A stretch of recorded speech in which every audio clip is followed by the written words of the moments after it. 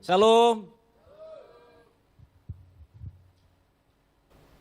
Nah, tema khotbah kita hari ini adalah di mana hartamu berada, di situ juga hatimu berada.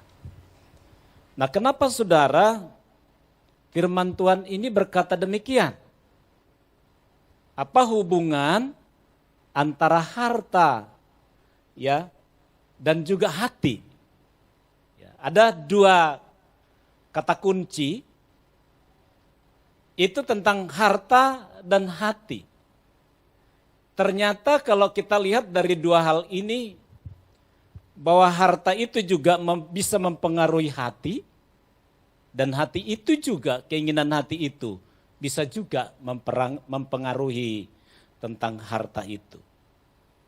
Nah, kalau kita lihat pengertian harta, saya melihat di Kamus Besar Bahasa Indonesia, mungkin multimedia, kan demikian saudara, bahwa harta itu sama dengan kekayaan, atau sama dengan kekayaan apakah itu berwujud, maupun tidak berwujud. Nah, contoh harta itu bisa bentuk warisan, bisa juga harta itu kita dapatkan karena kita kerja keras, kita kerja baik-baik, kita dihargai di mana kita bekerja, atau bisa saja kita nggak kerja, tapi karena orang tua kita kaya, diwariskan sama kita. Tapi bicara harta rohani kita adalah keselamatan. Tetapi kerja keras kita adalah mempertahankan keselamatan itu menjadi identitas diri. Bukan hanya sekedar kita misalnya sakit disembuhkan, pekerjaan yang bagus, bukan. Tapi keselamatan itu harus menjadi identitas. Sama misalnya saudara dan saya orang Indonesia, itu identitas kita. Nah, kalau kita bicara di mana hartamu berada, di situ juga hatimu berada, ini bicara prioritas. Amin. Ini bicara prioritas. Semua perlu, tetapi ada yang lebih utama. Itu maksudnya. Semua perlu. Gak ada yang gak bisa dipisahkan. Tetapi ada yang lebih utama. Nah, prioritas itu ditentukan dari sudut, dari berbagai tujuan dan sudut pandang kita. Itu prioritas. Itu akan ditentukan dari apa tujuan kita dan bagaimana sudut pandang kita. Kalau sudut pandang kita itu diterangi firman Allah, teranglah dia. Tapi kalau sudut pandang kita dipengaruhi tentang lingkungan dan keadaan, maka kita bisa begitu. Makanya segala sesuatu yang bukan prioritas, pasti akan terlupakan. Kalau Anda merasa tidak prioritas di mana hartamu berada, di situ juga hatimu berada, pasti kita akan lupakan. Ada orang misalnya, prioritas saya tahun depan menikah, itu harus serius. Kalau itu prioritas dia, kira-kira 3 tahun lagi mau punya rumah misalnya, bagi yang belum, nabungnya harus serius kan gitu. Pasti hatinya pun tertuju ke situ. Saya mau sungguh-sungguh melayani Tuhan begitu. Komitmennya, saya nggak mau lagi kayak tahun lalu begitu. Harus serius. Harus itu menjadi prioritas. Karena kalau sudah itu menjadi prioritas, pasti akan diingat. Tapi kalau bukan, akan dilupakan. Nah, bicara di mana hartamu berada, di situ juga hatimu berada. hal yang pertama yang bisa menentukan itu adalah mata rohani penentu prioritas. Sama-sama dengan saya katakan, mata rohani penentu prioritas. Ternyata saudara, kita bisa dipengaruhi dari berbagai hal. Ya. Karena kan kalau hidup ini kan banyak pengaruhnya itu. Belum lagi tuntutan dalam pekerjaan yang buat orang banyak stres. Belum lagi target-target yang harus dipenuhi. Ya, belum lagi anak-anak harus sekolah bagi yang udah berkeluarga. Ya. Tapi saya mau katakan saudara, bagaimana kita memandang itu ditentukan mata rohani kita. Amin. Bagaimana mata rohani kita memandangnya, maka seperti itulah hati kita melekatnya kepada Tuhan itu. Kalau kita lihat ayat referensinya dari Matius 6, 19 sampai dengan 21, sama-sama kita baca. Janganlah kamu mengumpulkan harta di bumi. Di bumi ngengat dan karat merusakkannya, dan pencuri membongkar serta mencurinya. Tetapi kumpulkanlah bagimu harta di sorga. Di sorga ngengat dan karat tidak merusakkannya, dan pencuri tidak membongkar serta mencurinya. Karena di mana hartamu berada, di situ juga, iya. Memang sih kalau baca ini kan gampang nih. Ya. Ini mah biasa, udah sering dengar. Iya kan? Tapi saya mau katakan saudara, inilah perkara sebetulnya yang menjadi cita-cita tujuan hidup kita.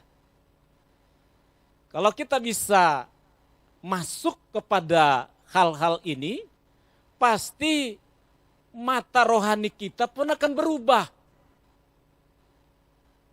Kita akan mulai memiliki cita-cita seperti apa yang menjadi tuntunan mata rohani itu. Tapi kalau mata rohani kita itu digelapkan dengan segala persoalan. Saya mau katakan Bapak Ibu, ketika saudara menjadi orang Kristen, rajin ikut komsel misalnya begitu ya, atau jadi tim pelayan, jangan kira setelah kita itu terus tantangannya dihilangkan Tuhan, enggak. Itu pasti akan ada. Tetapi apa yang membuat orang-orang yang bersama dengan Tuhan itu memiliki satu kekuatan, karena mata rohaninya udah berbeda memandangnya. Karena tujuan hidupnya sudah berbeda. Apa yang paling terpenting, seperti yang dikatakan di Matius 6 tadi. Nah, kalau kita lihat hal yang kedua, di mana hartamu berada, di situ juga hatimu berada, berarti prioritas hidup adalah kekekalan. Kalau yang pertama tadi itu mata rohani penentu prioritas, setelah mata rohani kita mulai dicelikan tentang kebenaran, maka prioritas hidup adalah kekekalan. Kita akan punya itu. Saya nggak tahu saudara, apa sih kalau prioritas itu kan berarti segala sesuatu yang penting diutamakan. Apakah itu yang menjadi prioritas kita? Yaitu tentang kekekalan itu. Makanya kitab Yakobus itu katakan demikian. Yakobus 14, 13 sampai dengan 14. Jadi sekarang, hai kamu yang berkata hari ini atau besok kami berangkat ke kota Anu, dan di sana kami akan tinggal setahun dan berdagang serta mendapatkan untung. Sedang kamu tidak tahu apa yang akan terjadi besok. Apakah arti hidupmu? Hidupmu itu sama seperti uap yang sebentar saja kelihatan lalu lenyap. Ternyata saudara, hidup yang kita hidupi sekarang ini bukan kita kekal di bumi ini. Ada batasnya. Nah kalau ada batasnya, anggap deh 100 tahun. Ada nggak yang kira-kira 100 tahun masih hidup nanti di dunia ini? Mungkin dia bilang kayaknya nggak mungkin deh Pak. Kayaknya umur sekarang aja lutut aja udah pada goyang gitu kan. Apalagi 100 tahun. Saya mau katakan, semuanya kita akan menuju apa yang namanya kematian. Siapapun akan alami itu. Bukan hanya manusia, tumbuhan pun ngalamin. Ikan juga ngalamin, binatang juga ngalamin. Tetapi yang berbeda adalah tujuan hidup kita.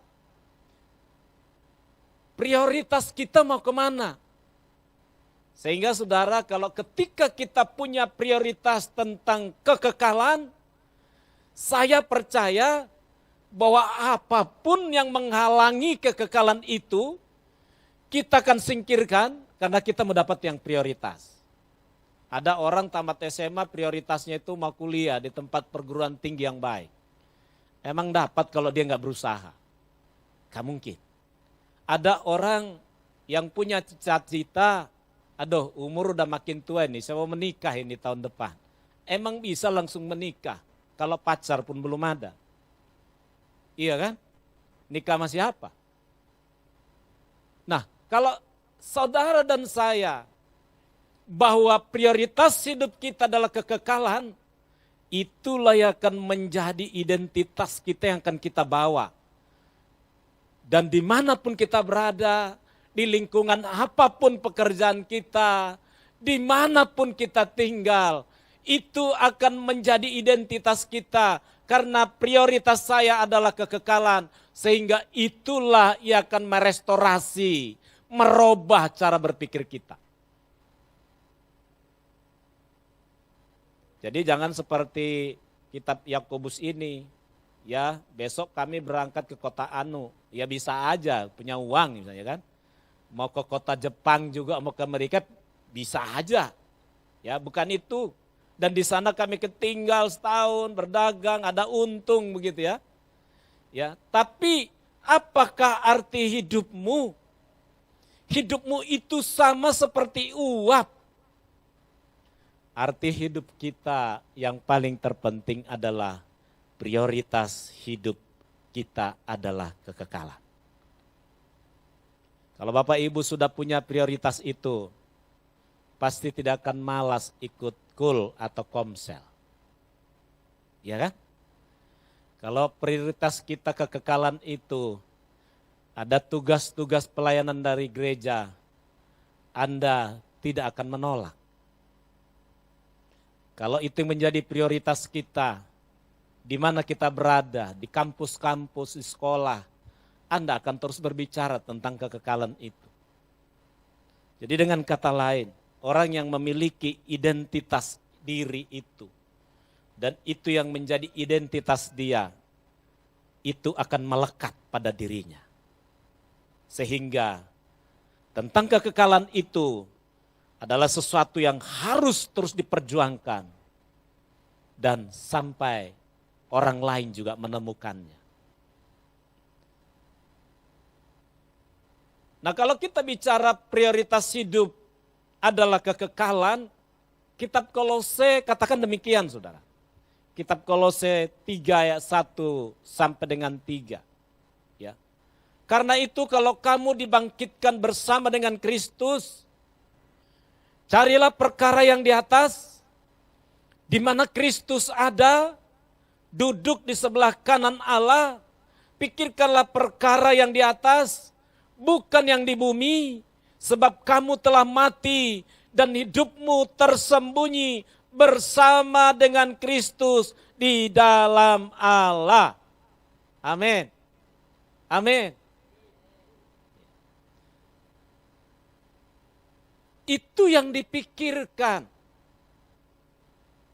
Pak, emang kalau udah pikirin itu udah selesai semuanya, angsuran rumah dan bayar listriknya? Bukan itu. Itu tetap tanggung jawab. Apakah setelah itu nggak perlu lagi pikirin sekolah anak gitu? Mesti pikirin. Ya. Besok mau masak apa harus dipikirin. Tetapi kalau itu yang lebih utama, ini bicara yang lebih utama. Semuanya penting tetapi harus ada yang lebih utama. Ketika kita punya ada yang lebih utama, itulah yang menggerakkan kehidupan kita. Itulah yang menggerakkan seluruh kemampuan kita. Itulah yang menggerakkan seluruh kapasitas kita dalam hidup kita. Tidak mungkin ada orang yang prioritasnya misalnya mau menikah tahun depan, terus santai-santai aja kenalan juga dengan orang juga, antar juga Tuhan kirim. Kirim di mana? Iya kan? Lah, hal yang begitu itu ada urusan kita yang harus direstui Tuhan, kan gitu. Misalnya masalah pekerjaan, itu ada urusan kita yang harus setujui Tuhan.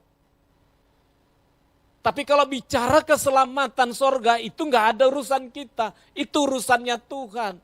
Itu adalah anugerah. Dan bagaimana kita hidup dalam anugerah itu. Sehingga kita memiliki prioritas hidup adalah tentang kekekalan. Kalaupun saya mau melayani, kalaupun saya aktif sebagai tim praise worship, tujuan saya bukan mau dibanggakan ini. Karena saya memberikan yang terbaik, karena tujuan hidup saya adalah kekekalan, gitu. Saudara disuruh misalnya harus melayani di satu tempat oleh gereja lokal kita di tempat ini. Jalannya jauh, hanya bisa dilalui sepeda motor misalnya. Kalau Anda enggak prioritasnya kekekalan, Anda akan bilang, kayaknya Pak Gembala kalau yang susah-susah suruh saya deh ke bagian-bagian yang begini. Kalau yang enak-enak itu kayaknya si Anu itu yang disuruh. Tetapi kalau prioritas kita kekekalan, kita akan katakan selalu yes. Karena di sana ada jiwa-jiwa yang diselamatkan melalui hidup kita. Jadi bicara di mana hartamu berada, di situ juga hatimu berada. Kita harus memiliki prioritas hidup, yaitu kekekalan. Amin. Yang ketiga saudara, di mana hartamu berada, di situ juga hatimu berada. Ini bicara komitmen, itu adalah pengawal kesetiaan. Saya mau katakan saudara, berkeluarga itu juga butuh komitmen. Iya kan? Apalagi yang udah ada yang berkeluarga. Waktu pertama kita ketemu dengan pasangan hidup kita, enggak seperti yang kita pikirkan bagaimana ke depannya. Pentingnya kita ketemu dia itu karena kita cinta, ada sepertinya bunga-bunga cinta yang meletup-letup di hati ini. Kalau yang belum merasakan pasti susah ketawa. Kayaknya kalau nggak lihat wajahnya sehari aja gelisah. Kalau di zamannya saya kan belum ada telepon. Jadi harus ketemu langsung atau janjian. Kalau sekarang udah bisa WA kapan aja. Gimana kabarmu? Tapi coba WA-nya nggak dijawab sampai 2 hari. Kira-kira gimana? Yang pacaran zaman sekarang ini loh. Kalau dulu kan enggak ketemu langsung. Sekarang kan enggak, udah banyak media. Ya. Pasti mulai khawatir. Apalagi WA-nya diblokir. Karena terlalu sering WA. Sementara dia kerja, sering di bel. Ini mending diblokir aja deh.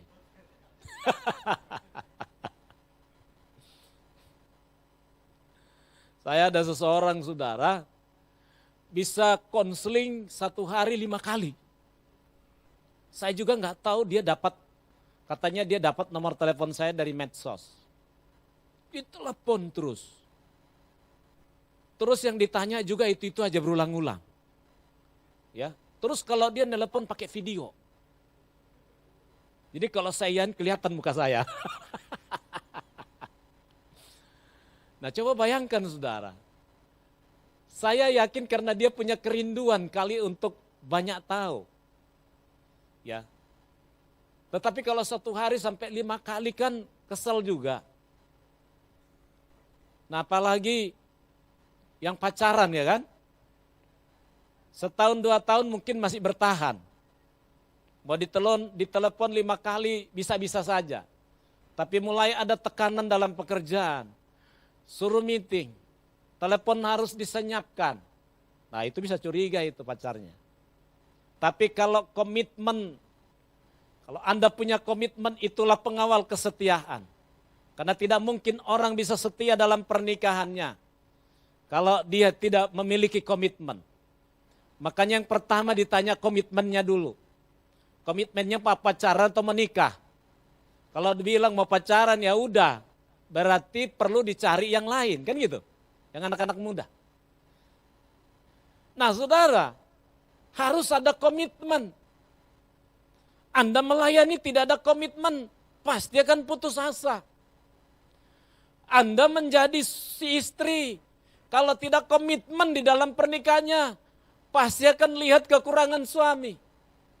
Tapi kalau karena ada komitmen, mau suami kita juga setiap tidur ganggu kita tidur karena ngoroknya gede. Gitu ya. Kamu akan nikmati itu menjadi musik pengantar tidur. Nah saudara, ternyata saudara memang harus punya komitmen karena tantangan itu pasti ada. Apapun yang kita jalani, baik dalam pekerjaan kita, ataupun dalam keluarga kita, siapa bilang gak ada tantangannya? Ada. Tetapi apa yang tetap bisa bertahan? Komitmen. Bapak yang dipersatukan Tuhan, itu kan komitmen. Tidak dapat diceraikan oleh apapun. Hebat loh pernikahan Kristen itu. Tapi saya mau katakan saudara, apakah kita tujuannya itu? Ada orang karena di PHK dari pekerjaannya putus asa dia. Tuhan ini gak baik. Terus ongkos saya mau gereja dari mana Tuhan? Nangis dia. Emang kebaikan Tuhan hanya bisa diukur itu? Gak bisa sudah. Sama seperti pujian apapun yang terjadi di dalam hidupku, ku tetap berkata, Tuhan Yesus baik. Benar. Bisa. Apapun yang terjadi tetap kita berkata Tuhan Yesus baik. Tetapi ketika saya sedang menghadapi tantangan besar, ketika saya nyanyikan itu, apapun yang terjadi dalam hidupku ini, ternyata ada satu kekuatan di jiwa. Itu bedanya. Bukan masalahnya selesai, tetapi ada sesuatu kekuatan yang supranatural terjadi di jiwa ini.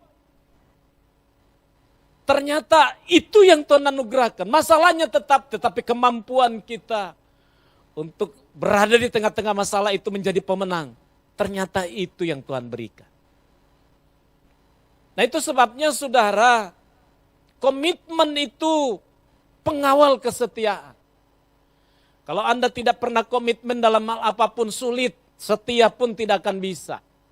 Itu sebabnya Alkitab katakan di dalam 1 Korintus tadi itu, 2 Korintus 4, 16 sampai dengan 18 itu.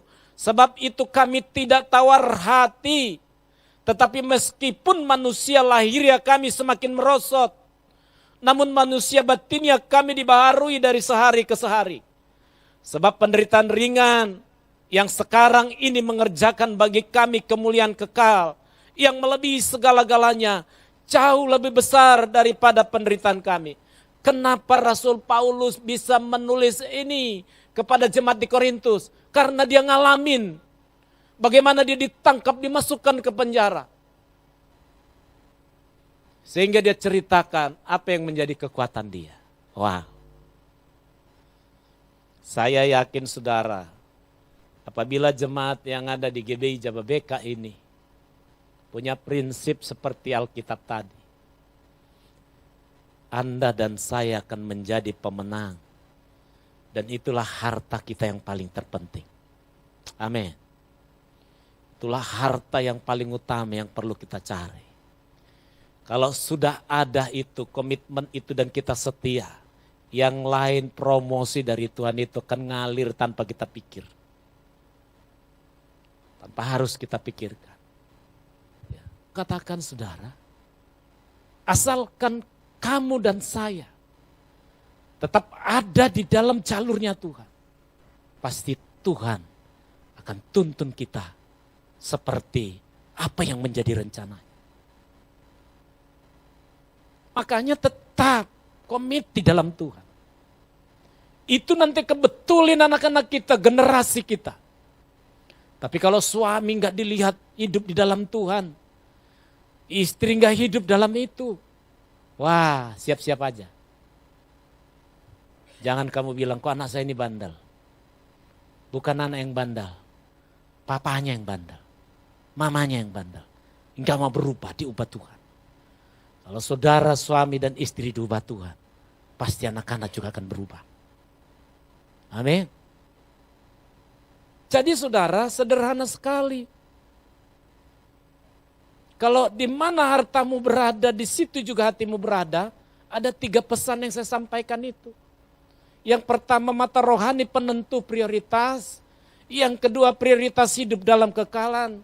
Dan yang ketiga, komitmen pengawal kesetiaan.